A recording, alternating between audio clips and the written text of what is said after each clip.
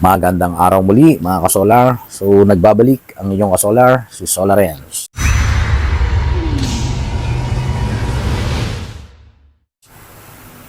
Itong video ito mga kasolar ay isang maiksing video para masagot lang ang katanungan ng isa sa ating mga subscribers. Okay?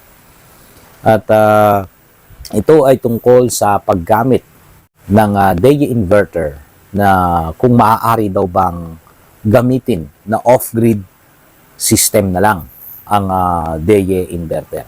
Okay. So ngayon mga kasolar ay tamang-tama meron akong for testing na inverter and at the same time for testing din na battery. So ito yung BYD at nilagyan ko ng Ceplos na BMS. At yun nga, kung nakikita nyo yung yellow na yan yung communication cable. So ngayon, sasagutin ko yung tinatanong ng ating subscribers at ipapakita ko kung ano yung mangyayari at yung posibleng makita dito sa mismong interface ng ating inverter. Okay? Maaaring ang situation ng ating subscriber ay nasa isolated place siya at maaaring sa mga panahon na gusto niya magkaroon ng kuryente or solar power system ay hindi pa available yung line from distribution utility or from the grid.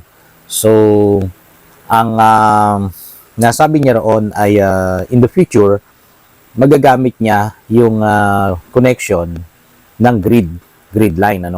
So, yung grid side ng inverter ay mag-function din yon once na nakapag tayo na ng poste ang electric cooperative sa kanilang lugar. Okay. So, mga kasolar, ang sagot doon ay yes, pwedeng maging off-grid.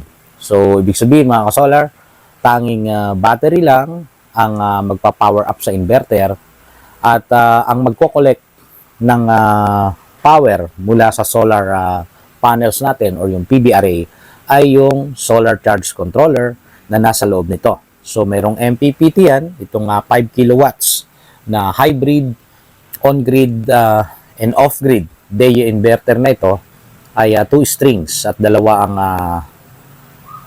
ang solar charge controller na maximum power point tracking. At ang role nun ay para i-regulate yung charging doon sa battery. And then, simultaneously, pwedeng gamitin yung charge ng battery para i-power up yung inverter na nandyan din sa loob. So, pwede yon charge and discharge cycle. Pwede yun doon. Okay? Pero, anong mangyayari doon sa ating interface? So, tingnan natin. So, dito mga kasolar, makikita nyo, ayan, mayroong off-grid na nakalagay at naka-X yan. So, sa off-grid system mga kasolar, hindi mo nakakailanganin ang current city sensor o yung limiter. Kasi nga, wala ka namang ililimit, no? Wala kang connection sa grid. At ang magiging mga indicators mo lang, kagaya nito, sa solar panel, ayan, iilaw itong DC. Iilaw yung normal at siguro seldom, iilaw din itong alarm pagka nag-lobat na yung battery. At itong AC na ito, galing ito sa grid, mananatiling blackout yan. So, ngayon, nakikita natin, functioning normal at meron na harvest na 560. Ayan, 559 ang harvest. So, sa ngayon, makikita nyo rito na 0, Wala tayong kinukuha galing sa string number 2 dahil lang nakakonect lang sa atin ay string 1. Yan. So, meron tayong na-harvest ngayon na 566. Okay. So, yan ang mag-charge doon sa ating battery. At pag sina-charge niya yan, dito yan napupunta sa battery. Tingnan natin dito. Ayan. So, bawat cell ay merong charge na nasa 3 volts. Ayan. So, cell 1 to 4 yon at ito ay 5 to 8. cell 9 to 12, ayan, at cell 13 to 16. So, ibig sabihin mga ka-solar, 16 cells ang laman ng ating battery. So, kung mapapansin nyo mga ka-solar, ano, ito ay 2 piraso na BYD cells. Ayan, nilagyan natin ang terminal block.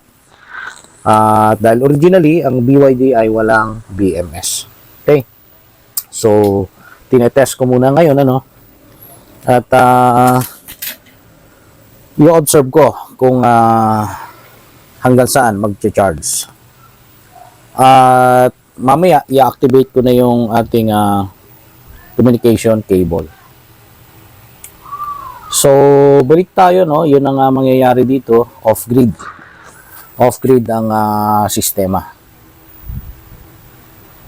So, kung makikita nyo mga ka-solar, ayan, tuloy-tuloy na nag-charge ang battery galing sa solar panels. At meron tayong load, ayan, no? Nasa 24 watts lang dahil nakaandar ang ating electric fan. Ayan.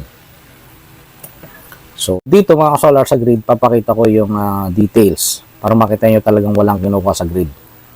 Ayan mga ka-solar, no? So, naka-0. At yung CT, hindi naman connected, kaya lahat 0 yan. So, ano ang risk mga ka-solar na naka-off-grid ka? Ano ang potential risk niyan pagka ikaw ay incidentally gumamit ka ng mataas na load? So, mga ka-solar, ang possibility noon ay magkaroon ng overload. Okay? So, papakita ko sa iyo ngayon mga ka-solar, no, yung connection. Ito, nilagyan ko lang ng dalawang connection, ano, dahil nga for testing lang ito. So, line and neutral. Ayan. Ito ay load side at wala tayong nakakonect dito sa grid side, no. Ayan yung grid, yun yung load. Ito, gen. Hindi ko naman paandarin yan. So, makikita nyo mga ka-solar, dito yung lagayan ng ating CT sensor. Pero, wala akong kinonect dyan. At yun yung positive at saka negative ng battery. So, ito naman yung sa switch ng solar panel. At isang string yung pinapagana natin dyan.